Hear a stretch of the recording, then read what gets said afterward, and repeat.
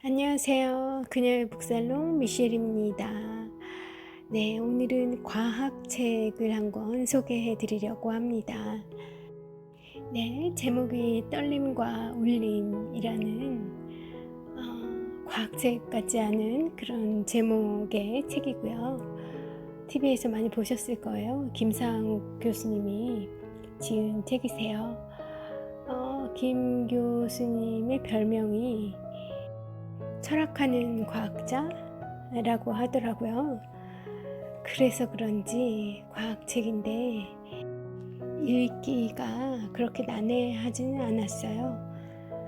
그렇지만 이렇게 또 팟캐스트로 소개드리기에는 제 지력이 충분치 않고 그러던 와중에 한 챕터가 그래도 같이 하면 좋겠다, 같이 할 만하다 싶은 생각이 들어서 소개해 드리려고 합니다.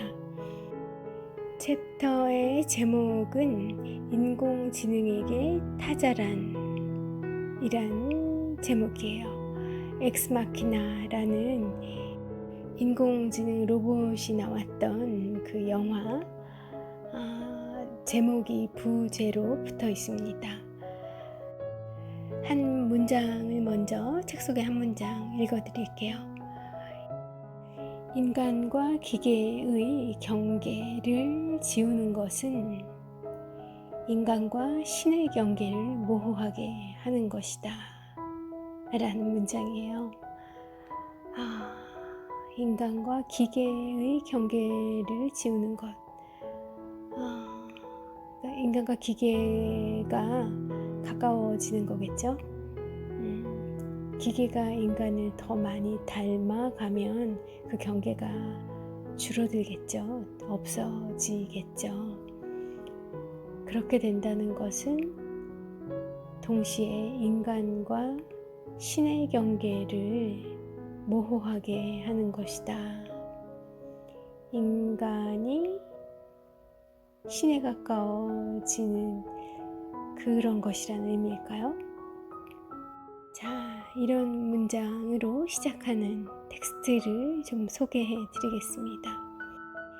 영화 그녀, 허라는 제목으로 개봉되었었던 그 영화를 언급하고 있어요. 영화 그녀에는 인공지능과 사랑에 빠진 남성이 등장한다. 그녀의 인공지능은 목소리만 가지고 있다. 목소리만 가진 여성과 남성이 사랑에 빠지는 것은 쉽지 않을 거라 생각한다. 영화 엑스마키나 역시 인공지능 영화죠. 이 영화 엑스마키나에서는 인간의 육체를 가진 인공지능 로봇 에바가 나와요. 에바가 인간 남성 칼렙을 유혹하죠. 엑스마키나는 인공지능이 인간인가라는 흔한 질문을 이성 간의 연모의 감정과 복잡하게 뒤섞어 놓았습니다. 인공지능이 인간의 의식과 비슷하다는 것은 오시마모루 감독의 애니메이션 공각기동대에서 이미 경험한 바 있죠. 영화 그녀에서 인공지능의 목소리 역을 맡았던 스칼렛 요한슨이 실사판 공각기동대의 여주인공으로 발탁된 것은 우연은 아닐 겁니다. 엑스마키나, 이 영화가 던지는 화두는 다소 진부하죠. 저에게는 그리 진부하지 않았던 영화로 기억에 남아있는데 김상욱 교수님한테는 진부했을 것도 같아요. 어쨌든 엑스마키나가 던지는 화두는 다소 진부하다. 인간과 닮은 인공지능 로봇은 인간인가 아닌가, 이런 주제가 교수님에게는 좀 너무나 쉬운 그런 질문이었던 것 같죠. 답이 명확한. 튜링 테스트라는 것이 있다. 인공지능과 대화를 해서 상대가 인간인지 아니면 인공지능인지를 판별해내는 테스트다. 만약 구분할 수 없다면 이 테스트를 통해서 그 대화 상대가 인간인지 아니면 AI인지 구분할 수 없다면 인간으로 간주하는 거죠. 그러니까 이 테스트를 통과한 그것이라면 그건 인간이라는 겁니다. 2014년에 러시아 연구진이 만든 인공지능 유진 구스트만이 튜링 테스트를 통과해서 화제가 된 적이 있다고 해요. 분명히 인공지능임에도 불구하고 튜링 테스트를 통과한 거죠. 이렇게 튜링 테스트를 통과한 AI들이 많아지면 곤란하겠죠. 인공지능이 인간인 척 하면서 살더라도 알아채지 못한다는 거잖아요. 필자, 그러니까 이 교수님, 김상욱 교수님이 그 러시아 AI 유진 구스트만과 인터넷으로 대화를 해보신 적이 있다고 해요. 한 10분 정도 대화를 나누셨다고 하고요. 처음 5분간은 인간이라고 믿을만 했다고 합니다. 하지만 어려운 질문을 던지면 저 같은 어린아이에게 그런 질문은 하지 마세요 라며 말을 돌렸다고 해요. 그렇게 10분 정도 대화를 하다 보니 한계가 느껴졌고요. 마치 13세 아이가 어른과 10분간 대화를 하게 된다면 그 곤란함을 느끼게 되는 그런 상태에 그 유진 구스트만이 놓인 것 같았다는 느낌을 서술하고 있으세요.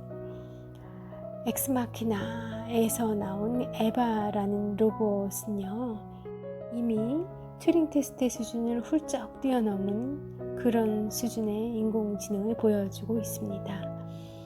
영화의 결말을 보면 오히려 인간이 에바의 말에 속아 넘어가는 정도죠. 인공지능이 분야에 따라 인간보다 뛰어날 수 있다는 것은 이젠 모두가 인정하는 상황입니다. 컴퓨터보다 더하기를 더 빨리 할 수 있는 사람은 없죠. 구글보다 검색을 더 빨리 할 수 있는 사람도 없습니다. 다만 인공지능은 인간이 가진 감정, 직관, 미적 감각 같은 것들을 모사할 수는 없을 거라는 것이 아직까지의 우리들의 통념입니다. 언제까지 그게 통념일지는 모르겠어요. 근데 아직까지는 통념으로 유지되고 있는 것 같긴 합니다. 이런 논의에서 불편한 점이 하나 있다면 그것은 인공지능을 평가함에 있어 인간만을 기준으로 삼는다는 점이에요. 바로 이 지점이 김상욱 교수님의 문제의식이었어요.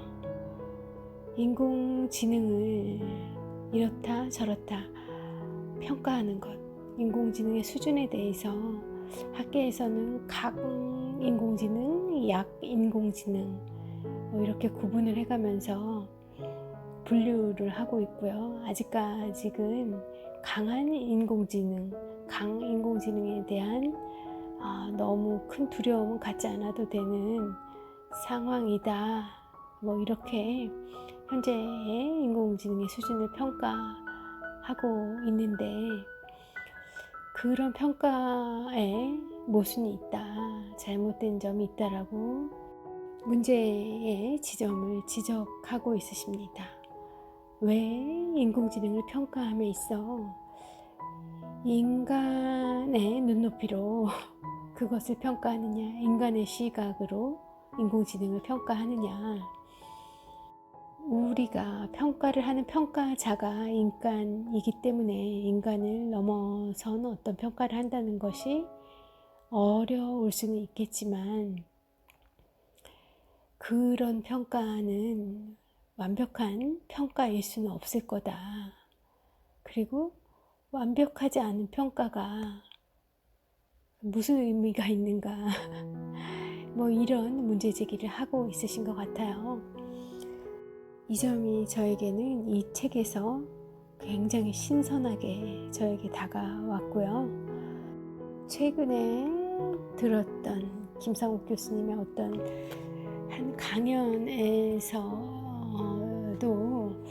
이런 비슷한 주제를 다룬 적이 있었는데 그때도 역시 저에게 굉장히 신선했거든요. 아, 정말 그렇지? 좀 깜짝 놀라게 됐던 내용이어서 그 같은 내용을 좀 이제 다른 소재를 가지고 이 글을 쓰신 글이긴 하지만 역시나 제 뇌에 좀 강하게 내리치는 것이 있었죠. 그래서 오늘 이 한 권의 책 중에서 딱 이 챕터를 골라서 소개를 해드리고 있어요. 조금 더 내용 속으로 들어가 보겠습니다. 흥미가 조금 당기실지 모르겠어요. 저처럼 좀 충격적으로 와 닿으실지. 내용 조금 더 들어보신 후에 판단하셔도 좋을 것 같아요. 사실 우리가 사용하는 컴퓨터는 인간의 뇌와 완전히 다른 방식으로 작동한다. 여기에는 튜링 기계라는 아이디어가 들어가 있다. 핵심을 정리하면 이렇다. 우리가 하는 모든 행동은 언어로 표현할 수 있다. 언어는 적절한 문자, 예를 들어 알파벳과 같은 문자로 표시할 수 있다. 각 알파벳은 모두 숫자에 대응시킬 수 있다. A는 1, B는 2 이런 식으로 말이다. 그리하면 모든 문장도 다 숫자의 나열로 변환될 수 있다. 그리고 모든 숫자는 이진법으로 표시할 수 있다. 결국 모든 행동은 0 또는 1의 나열로 표현할 수 있다는 거다. 0 또는 1이 될 수 있는 정보의 기본 단위를 비트라고 한다. 자, 이제 컴퓨터가 생각하거나 판단한다는 것은 0 또는 1로 된 일련의 수열을 역시 0 또는 1로 된 다른 수열로 바꾸는 거다. 그러니까 뭐 컴퓨터의 언어는 이진법이니까요.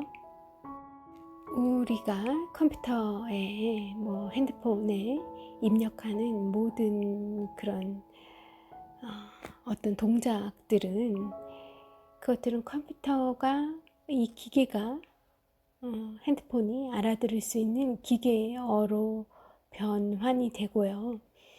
그 기계어들은 다시 또 CPU, 메인 칩이라는 그런 이제 컴퓨터의 핵심 엔진이죠. 그것이 이해할 수 있는 언어로 변환이 돼요. 근데 그 변환이 되는 방식이 바로 바이너리 0과 1로 구성된 이진법의 언어로 변환이 되는 겁니다. 튜링은 모든 수학적인 연산 과정을 0 또는 1로 된 수열의 조작으로 구현할 수 있음을 증명했다고 해요. 여기서 0 또는 1로 된 수열의 조작할 때 그 조작이란 한 번에 하나의 비트를 읽어서 수행이 됩니다. 그러기 위해서는 엄격한 문법이 필요하고요. 단순한 0과 1 두 개의 코드를 가지고 모든 명령어, 모든 사용자의 다양한 입력들을 다 표현을 해내려고 하면 얼마나 엄격한 문법이 필요하겠어요. 그런데 그 문법 덕분에 결국 수학적 연산으로 표현할 수 있는 모든 행동들을 사용자의 입력들을 튜링 기계가 처리할 수 있게 되는 겁니다. 전공자가 아니라면 컴퓨터에 전산기기에 관심이 많이 없으셨다면 조금 생소한 그런 내용일 수 있을 텐데요.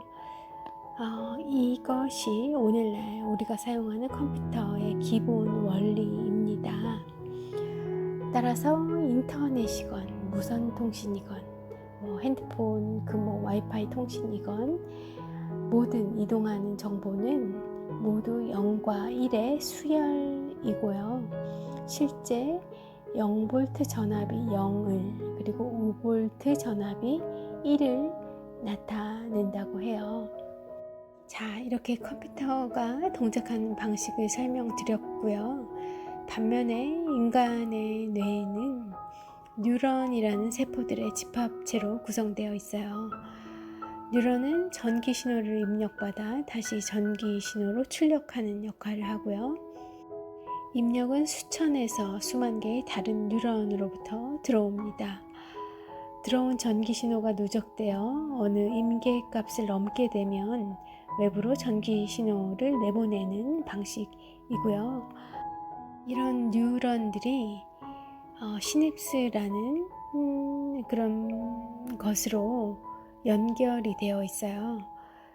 그래서 인간의 뇌는 이 뉴런이라는 세포들이 시냅스로 쭉 손에 손잡고 맞닿아서 쭉 연결되어 있는 망으로 구성이 되어 있다고 보시면 됩니다. 이해하시기 좋게 예를 들어서 설명을 드려보면요. 예를 들어서 여러분이 이웃한 두 사람과 나란히 손을 잡고 있다고 생각해 보세요. 그러면 왼쪽 사람이 손을 꼭 쥐면, 그러니까 여러분의 왼쪽에 있는 사람이 손을 꼭 쥐면 여러분에게 신호가 오겠죠. 그리고 그 신호를 이제 오른쪽에 있는 분에게 전달하고 싶다면 오른손을 꼭 쥐면 되죠. 그 오른쪽 이웃하신 분과 잡고 있는 그 손을 꼭 쥐면 전달이 되겠죠. 그렇게 상상을 하시면 바로 여러분과 또 손을 잡고 있는 그 다른 분, 이 사람이 뉴런이 되는 거고요. 서로 연결하고 있는 그 손이 바로 시냅스에 해당하는 겁니다. 실제로 이런 구조로 연결이 되어 있고요. 그 다른 점이 있다고 하면 이 사람은 손이 왼쪽 오른쪽 이렇게 양쪽으로 하나씩 해서 전체 2개잖아요. 근데 뉴런은 손이 수천 개가 달린 괴물의 모습을 상상하시면 돼요. 그리고 또 시냅스의 특징이 있습니다. 그 손에 해당하는 그 시냅스의 특징이라면 바로 세기가 변할 수 있다는 거예요. 우리가 이웃한 사람과 잡고 있는 그 소나기의 힘이 기본적으로 세다고 하면 만약에 약하게 손을 잡았을 때도 그 신호가 쉽게 전달될 수 있고요.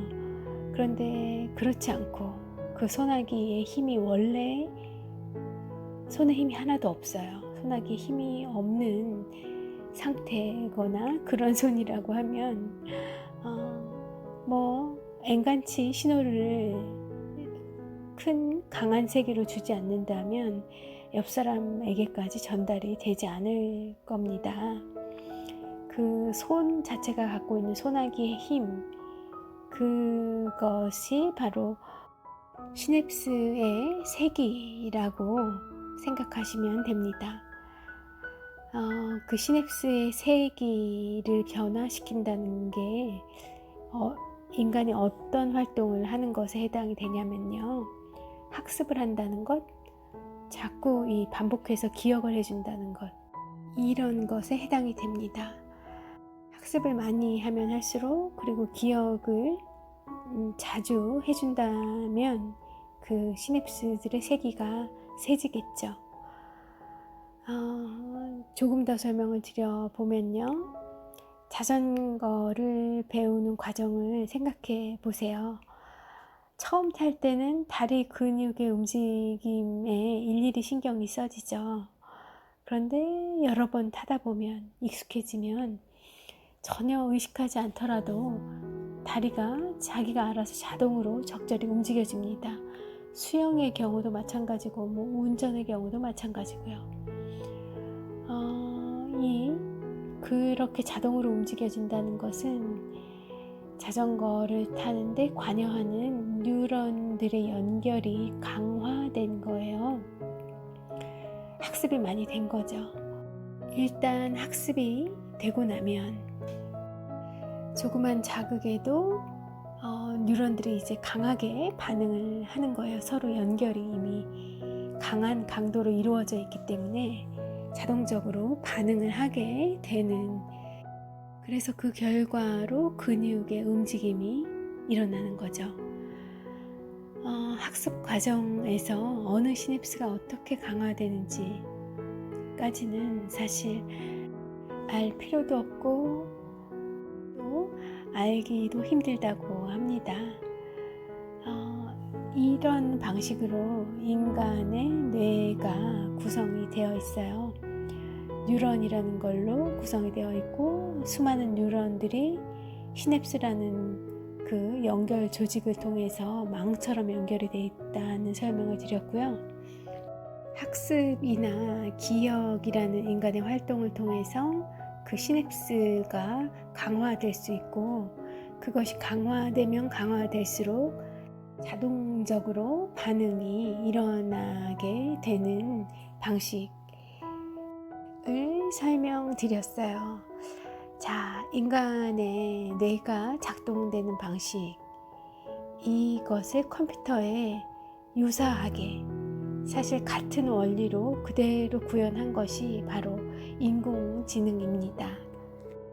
뇌의 구조와 같이 인공지능 컴퓨터 안에도 신경망 회로로 구현을 해 놓고요.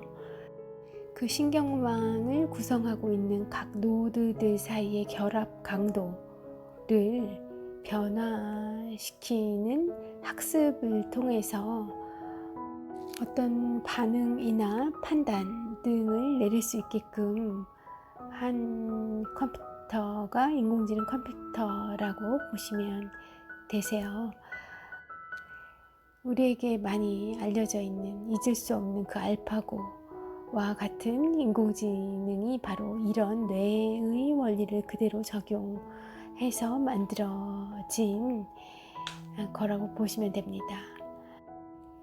인간이 만든 신경망 회로, 인공지능이죠.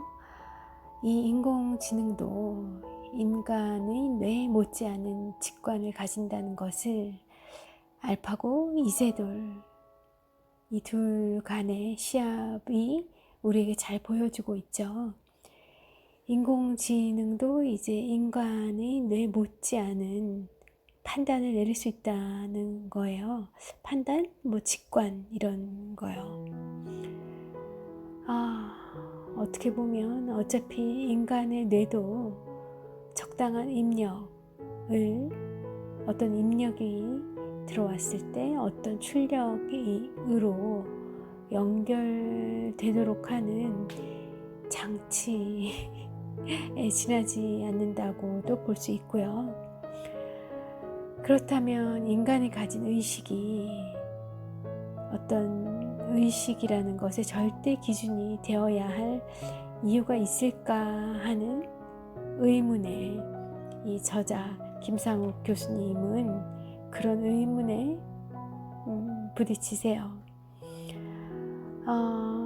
어차피 인간의 뇌나 인공지능의 뇌나 구조적으로 그리고 또 그 정확도에도 차이가 없다고 한다면 이제 인공지능의 직관이나 판단이 인간과 어떤 특정 문제에 한해서는 인간을 앞설 수도 있다는 걸 사례들이 보여주고 있는 거잖아요. 그렇다고 하면 어떤 것에 대한 판단의 기준을 인간의 기준으로 판단하는 게 맞을까? 뭐 인공지능의 기준, 인공지능이 가진 경험, 인공지능이 가진 정보, 인공지능이 가진 어떤 판단 기준에 의해서 판단할 수는 없는 건가? 그렇게 한다면 잘못된 걸까? 뭐 그런 질문들을 갖게 되신 거죠. 알파고는 인간의 직관이 이해할 수 없는 그런 수준의 수를 두었지만 어쨌든 인간을 이겼습니다. 알파고가 기쁨의 감정을 느끼지 못한다고 해서 인간이 느끼는 그런 감정들을 알파고가 느끼지 못한다고 해서 과연 그것이 인간보다 낮은 의식 수준을 지녔다고 할 수 있을까? 적어도 바둑이라는 두뇌 게임에서는 알파고를 이길 사람은 없는 거였지 않나, 이런 생각을 하신 거죠. 좀 더 나아가 보면 인간이 가진 감정이나 미적 감각, 도덕성, 이런 것이 왜 중요할까? 이런 것들은 사실 우주에 실제로 존재하지 않는 그런 상상의 산물은 아닐까? 엑스마키나의 로봇, 그 에바가 칼렙을 배신하고 도망쳤죠. 그 사랑에 빠졌던 인간 칼렙을 배신하고 도망쳤어요, 영화 속에서. 그런 로봇 에바에게 과연 도덕성이라는 것은 어떤 의미를 가질까? 로봇 에바에게 어떤 인간이 가지고 있는 어떤 도덕적 의무와 책임? 마땅히 일해야만 한다고 하는 그런 가치들이 있을까? 의미가 있을까? 이런 모든 개념들은 오직 인간에게만 유효한 것일지도 모른다. 로봇에겐, 인공지능에겐 무슨 귀신 신나리 까먹는 소리라고 생각될 수 있다는 거죠. 그런 그들을 판단하는 것, 이것이 맞네, 틀리네, 아니면 우수하네, 아니면 수준이 낮네, 강하네, 약하네, 이런 판단을 내리는 것 자체가 인간의 시각과 기준, 어떤 인간의 한계 내에서 판단을 내리는 건데, 그게 무슨 의미가 있고 그런 평가가 완벽하겠느냐, 이런 질문을 던지고 있으신 거예요. 어떠세요? 공감이 되시나요? 저는 그럴 수도 있겠구나. 예전에 천동설과 지동설처럼 어쩌면 지동설이 맞는데 천동설을 믿고 있었던 그 시대의 사람들처럼 지금 우리도 인공지능에 대해서 너무 인간 위주로, 인간의 시각에 대해서 인간 중심으로 상황을 바라보고 있는 건 아닐까 그런 생각이 들기도 해요. 예. 미처 생각하지 못했거든요. 당연한 거라고 생각하고 싶어요. 저의 사고력이 이 대단한 이 물리학자 교수님의 그 높이에 이르지 못했기 때문이기도 하지만, 우린 기본적으로 인간이니까 인간의 범위 내에서 생각하는 게 그냥 기본적이죠. 평범한 거죠. 그런데 그게 인간의 시각이고 한계일 수 있겠구나 하는 깨우침을 김상욱 교수님을 통해서 얻게 되었습니다. 인공지능의 시대를 맞이하며 우리는 기계가 인간의 감정을 가질 수 있을까? 기계가 우리를 지배할 수 있을까? 걱정하는 수준을 넘어서야 한다고 저자 김상욱 교수님은 주장하고 있으세요. 인공지능이 도달할 의식은 우리가 상상조차 해보지 못한 모습일 거라는 거죠. 금붕어가 상대성 이론을 상상할 수 없듯이 우리 인간이 절대 상상할 수 없는 그런 수준으로 인공지능은 어떤 아주 넓고 아주 높은 그런 의식 수준을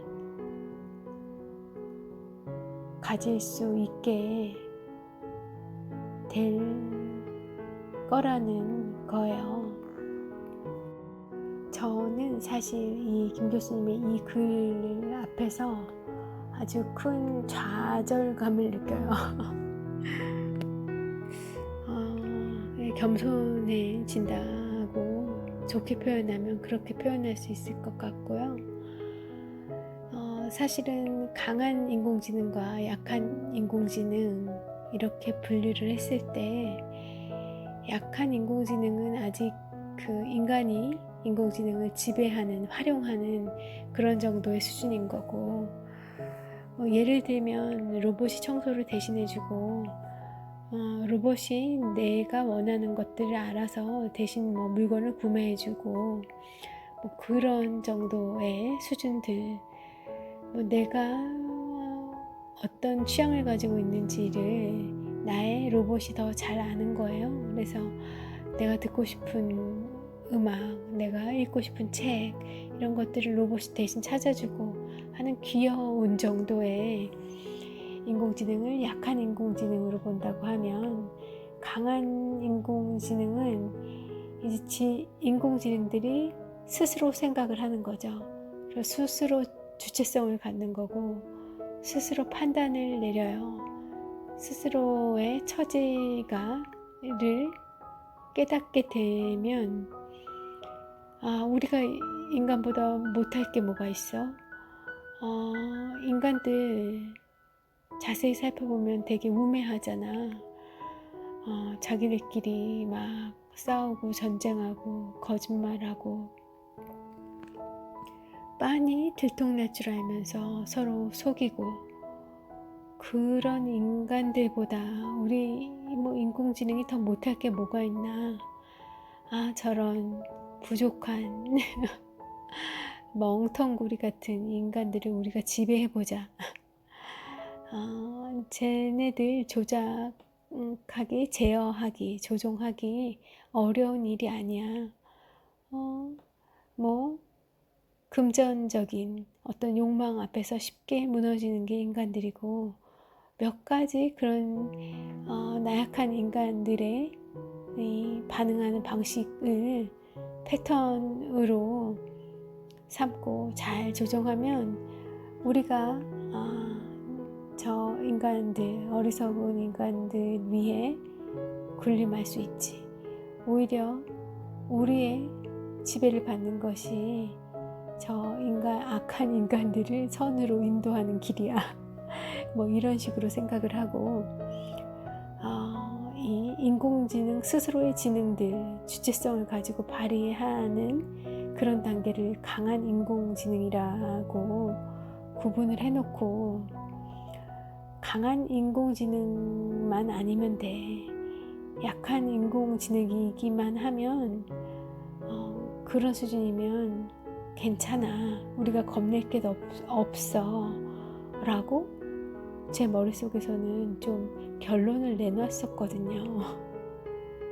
아직 강한 인공지능까지 구현되는 데는 기술이 좀 더 발전해야 되고 아직은 그 단계까지는 우려하지 않아도 된다는 게 일반적이기 때문에 최소한 30년에서 50년 정도는 안전할 거라는 그런 해이한 마음가짐으로 있었는데, 이 김상욱 교수님의 오늘 제가 소개해드린 이 지적에 따르면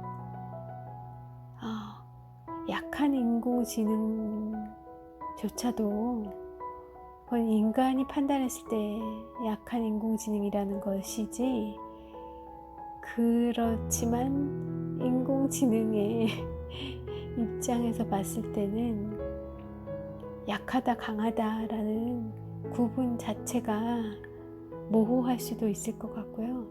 약한 것에서 강한 것으로 넘어가는 것 자체가 인간이 생각하는 것처럼 인간에 의해서 그것이 구현되는 것이 아니라, 어쩌면 혹시 인공지능 스스로 인간도 모르게 그 단계로 넘어갈 수 있는 건 아닌가? 진짜 이거 누구도 단언할 수 없는 거 아닌가? 왜 인공지능을 내 인간의 이 시각으로 판단하고 안심하려 했던 건 순전한 나의 바램에 지나지 않는 건 아닐까 하는 생각이 들어서 순간적으로 좀 당황스럽기도 하고 좌절감을 느끼기도 하고, 그래서 한없이 작아지게 되는 경험을 저에게 준 그런 텍스트였어요. 물론 이 김상욱 교수님의 떨림과 울림이라는 책은 제가 다 이해하지는 못했고요. 다 이해하지 못할 줄 알기 때문에 대강 넘어간 부분도 많이 있습니다. 한 번에 이해되지 않을 것 같아서 시간을 두고 또 여러 번 읽으려 하고요. 그렇지만 아주 전반적인 이 물리로부터 한동안 멀리, 이 거리가 멀리 떨어져 있었던 저에게 다시 좀 가깝게 되고, 가깝게 거리를 좁혀주고, 이 물리학 자체가 아니라 그것이 인간에게 제공할 수 있는 어떤 철학적 사유, 성찰, 어떤 질문들을 같이 고민하게, 감히 제가 어떻게 고민을 하겠습니까? 이렇게 생각해 볼 수 있는, 이분들이 이런 고민들이 있었고, 이런 것들은 자연과학을 넘어서 어떤 인간의 종교적 깨달음, 이런 것과도 같은 맥락에 있구나 하는 생각들도 하게 됐어요. 사실 이 우주과학, 물리학, 양자역학, 이런 것들을 관심을 갖고 공부를 하면서 동시에 한편으로는 불교의 핵심 꽃이라고 할 수 있는 반야심경에 대한 것들을 같이 보고 있었는데, 신기하게도 같은 얘기를 하고 있는 것 같다는 생각이 들었어요. 양자역학과 반야심경에서 이야기하고 있는 내용이 같더라는 거죠.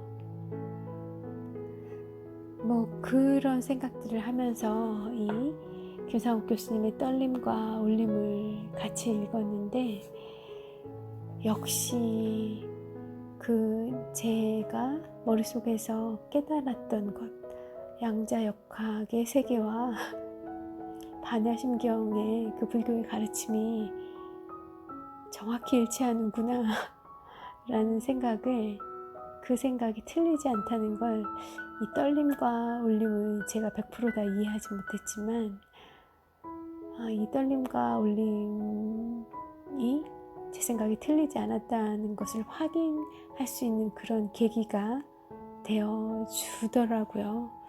놀라운 경험이었습니다. 제가 이 책의 내용, 제가 어떻게 그런 생각에 이르게 되는지를 미처 다 설명할 수 있는 시간도 안 되고 역량도 안 되고 지력도 안 되지만 저에겐 그런 경험이었다라는 것만 우선 말씀을 드리고요. 이 책을 시작으로 해서 아주 이 자연과학의 그리고 진화론 뭐 이런 쪽의 책들로 서서히 조금 범위를 넓혀 가볼까 해요. 제 그녀와 그녀의 북살롱 이 팟캐스트에서 다루게 되는 그런 책들의 카테고리가 그런 범위까지 조금 넓어지는 첫 시작이 되어질 것 같습니다. 오늘 제가 좀 횡설수설했어요. 처음에는 전 너무 감명 깊어서 이 챕터를 골랐는데 설명드리기가 만만치 않은 거예요. 그저 낭독을 했을 따름인데도 얼만큼 전달이 되었을까 걱정이 많이 되는 그런 방송분입니다. 너그러운 마음으로 이 자연과학 서적의 첫 발을 내딛는 첫 회 방송을 가지는 이 부족함을 이해해 주시고 다음 방송에서는 좀 더 나은 설명과 전달력으로 찾아올 수 있도록 노력하겠습니다. 네, 오늘 일요일인데요. 월요일이 휴일인 일요일이라 너무 마음이 편안해서 늦은 시간에 녹음을 하고 있습니다. 함께 해주셔서 오늘도 너무 감사하고요. 남은 하루 휴일도 모쪼록 행복한 시간, 여유로운 시간 되시길 빌어드려요. 네, 미쉐르는 이만 물러가 보겠습니다. 함께 해주셔서 감사합니다.